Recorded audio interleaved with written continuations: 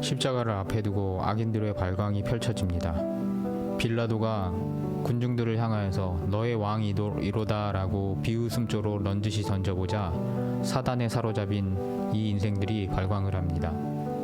소리를 지르며 부정하고 발광하면서 없애십시오, 십자가에 달아버리소서라고 부정하는 내용입니다.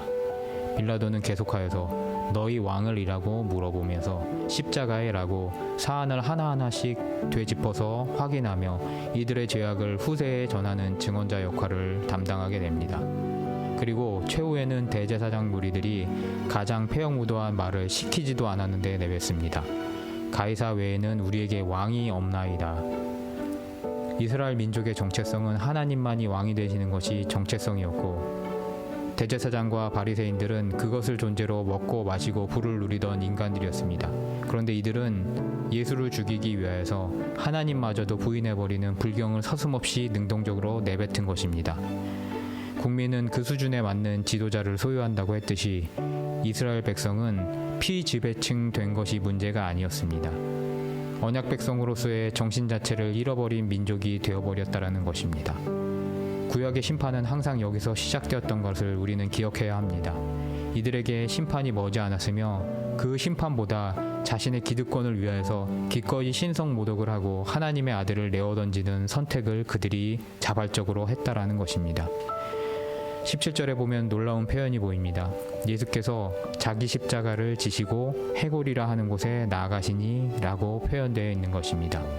이제까지 예수께서는 가룟 유다의 손에서 가야바에게로, 그리고 안나스에게로, 헤롯 안디바스에게로, 빌라도에게로 수동적으로 끌려다닌 분으로 표현됐습니다. 그런데 이곳에 와서는 스스로의 의지로 십자가를 지셨다라고 기록하고 있는 시각입니다.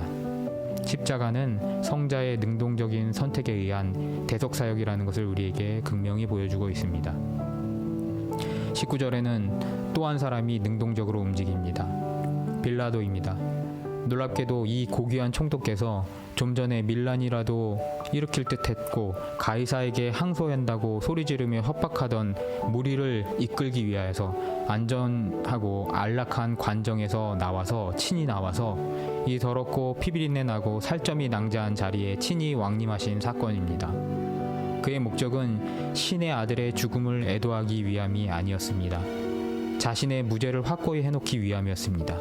너희 유대인의 죄라는 것을 확실히 하기 위함이었습니다.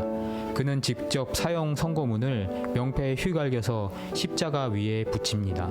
예수스 나자레누스 렉스 유다이오름. 그가 적은 이 명패는 존경의 의미가 아니었습니다. 자신의 결백함을 위하여서 정치적인 목적이었습니다.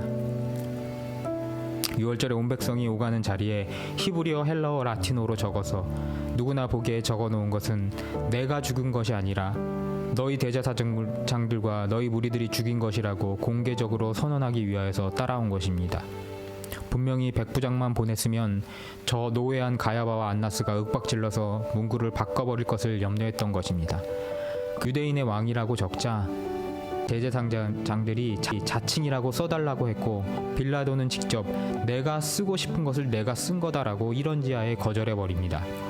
빌라도는 이 과정 속에서 대제사장들에게 이용된 듯 보였지만 그도 역시 공모자임을 부정할 수 없었습니다.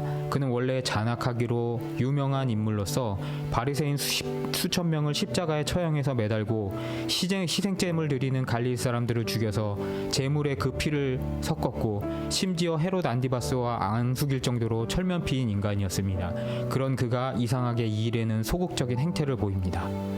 아마도 예수를 선처해달라는 그 아내 클라우디아의 간청에도, 그리고 좀 전에 예수가 신의 아들이라는 대제사장의 증언을 듣고 흠칫 놀랐었던 것으로 보입니다. 그리고 예수 그리스도에 대한 존재에 대하여서 미약하고 미신적인 시각으로 그렇게 느끼고 있었던 것으로 보입니다. 그러나 그것이 믿음은 물론 올바른 판단으로 그는 가지 못하였고요. 결국에는 정치적으로 해결하였고, 신의 저주를 자신에게가 아닌 이스라엘 백성에게 돌리기 위해서 명패장난이나 하는 것으로 그가 소극적이고 그렇게 행동하였지만, 그 소극적임으로 인하여서 정치적인 궁지에 몰렸을지 모르지만 자기 탓이라는 것을 돌이킬 수는 없었다라는 것입니다. 그래서 우리는 수천 년간 폰티누스 필라투스에게 고난을 받으사라고 기억을 잊지 않는 것입니다. 대속을 위해 잠잠하게 십자가를 메고 가시는 평온한 예수님께서 그 주변부에 악다구니 치는 대제사장과 빌라도를 보면서 우리는 어느 자리에 설 것인가 이 시간 마음속에 다짐을 하여야 할 것입니다. 우리는 우리 삶의 영역에서 예수를 따라갈 것인가, 악인들의 발광을 따를 것인가를 결단하는 시간이 되어야 할 것입니다. 올바른 결단하시는 우리 성도 여러분 되시기를 주님의 이름으로 축복하면서 오늘 말씀을 마치도록 하겠습니다.